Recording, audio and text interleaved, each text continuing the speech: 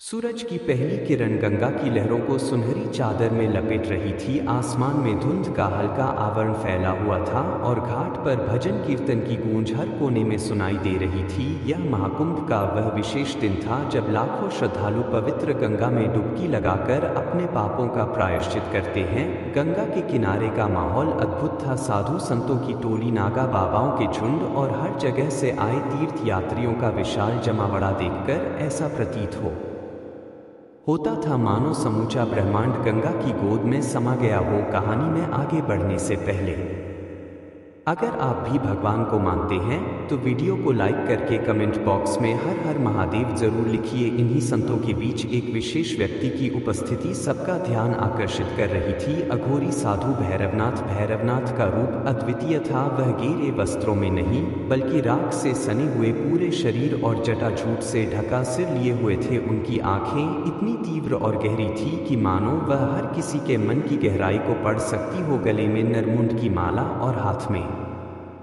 त्रिशूल उन्हें और भी रहस्यमयी बनाते थे। भीड़ उनके चारों ओर इकट्ठी थी। कुछ लोग उनके चरण छू रहे थे तो कुछ डर से उनके करीब जाने की हिम्मत नहीं कर पा रहे थे। साधु ने धीरे धीरे गंगा की ओर कदम बढ़ाए। उनकी हर हरकत में एक अलौकिक शांति थी। उन्होंने गंगा में स्नान के लिए प्रवेश किया और जैसे ही पानी में डुबकी लगाई ऐसा लगा मानो गंगा की लहरें खुद खुद उन्हें स्वीकार कर रही हूँ। उनके चारों ओर इकट्ठा हुए लोग हर हर महादेव का जयघोष करने लगे। इसी बीच अचानक पुलिस का एक बड़ा दल घाट पर पहुंचा। सिपाहियों की वर्दी और उनकी गाड़ियों के शोर ने माहौल को गंभीर बना दिया। भीड़ ने पीछे हटना शुरू कर दिया लेकिन भैरवनाथ वहीं शांत खड़े रहे जैसे इस सब का उन्हें पहले से आभास हो। पुलिस इंस्पेक्टर ने भीड़ की ओर देखते हुए आवाज लगाई, यह अघोरी साधु लोगों को ठग रहा है, इसे तुरंत गिरफ्तार किया जाएगा। भीड़ में हलचल मच गई। कुछ लोग विरोध करने लगे तो कुछ कानाफूसी करते हुए चुपचाप तमाशा देखने लगे। पुलिस ने बिना समय गवाए भैरवनाथ को घेर लिया। इंस्पेक्टर ने गुस्से में पूछा, तुम यहाँ क्या कर रहे हो? क्या तुम नहीं जानते कि ठगी और अंधविश्वास फैलाना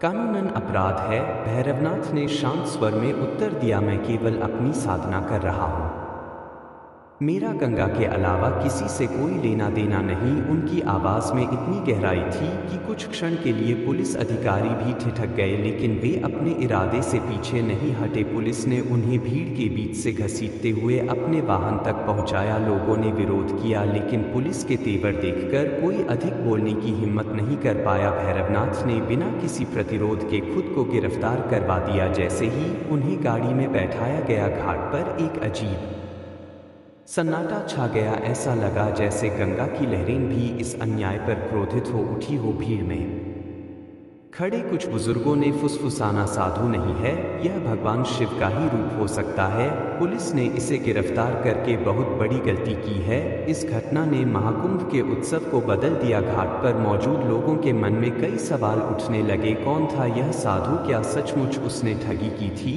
या वह किसी गहरे रहस्य का वाहक था? गाड़ी जब साधु को लेकर चली गई तो उनके पीछे पीछे गंगा की लहरें जैसे कुछ कहने की कोशिश कर रही थी। पुलिस की गाड़ी महाकुंभ के कोलाहल से दूर होती चली गई। गाड़ी में सन्नाटा पसरा हुआ था। अघोरी भैरवनाथ गहरी शांति के साथ बैठे थे। उनकी आंखें बंद थी मानो वे इस संसार से परे कहीं विचरण कर रहे हो। इंस्पेक्टर राठौड़ जो अपने कठोर रवैये के लिए प्रसिद्ध थे उन्हें घूरते हुए बोले, तुम जैसे लोग धर्म के नाम पर भोले भाले लोगों को मूर्ख बनाते हो, अब सच उगलने के लिए तैयार हो जाओ। भैरवनाथ ने अपनी आंखें खोली। उनकी नजरें इतनी तीक्ष्ण थी कि राठौड़ एक पल के लिए असहज हो गए लेकिन वह अपनी भूमिका निभाने में पीछे नहीं हटे। गाड़ी जेल की ओर बढ़ रही थी और राठौड़ बार बार साधु से सवाल कर रहे थे, तुमने कितने लोगों को ठगा है?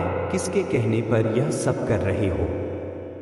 लेकिन साधु ने कोई उत्तर नहीं दिया। वह चुपचाप बैठे रहे जैसे उनके आसपास की घटनाओं का उन पर कोई असर ही नहीं हो रहा था। यह चुप्पी इंस्पेक्टर के लिए और भी असहनीय हो रही थी। इंस्पेक्टर के दिमाग में महाकुंभ में घटी घटनाओं की तस्वीरें घूमने लगी। सुबह ही उन्हें सूचना मिली थी कि एक अघोरी साधु लोगों को ठग रहा है। कई तीर्थ यात्रियों ने शिकायत की थी कि भैरवनाथ नामक यह साधु पूजा पाठ और गंगा स्नान के नाम पर लोगों से धन और गहने ले रहा कुछ महिलाओं ने आरोप लगाया था कि उन्होंने अपने बच्चों के इलाज के लिए इस साधु को बड़ी रकम दी, लेकिन बदले में केवल राख और माला थमा दी गई। एक व्यक्ति ने यह भी दावा किया था कि साधु ने उसे अमीर बनाने का झांसा देकर उसकी संपत्ति हड़पने की कोशिश की। इन सब शिकायतों के आधार पर पुलिस ने तुरंत कार्रवाई की और साधु को गिरफ्तार करने घाट पर पहुंची। साधु को मुख्य काल कोठरी में डाल दिया गया, जहां अंधेरा और सर्द था। लोहे की मोटी सलाखें और दीवारों पर जमी काई उस जगह की दुर्दशा बयान कर रही थी। साधु ने कोठरी के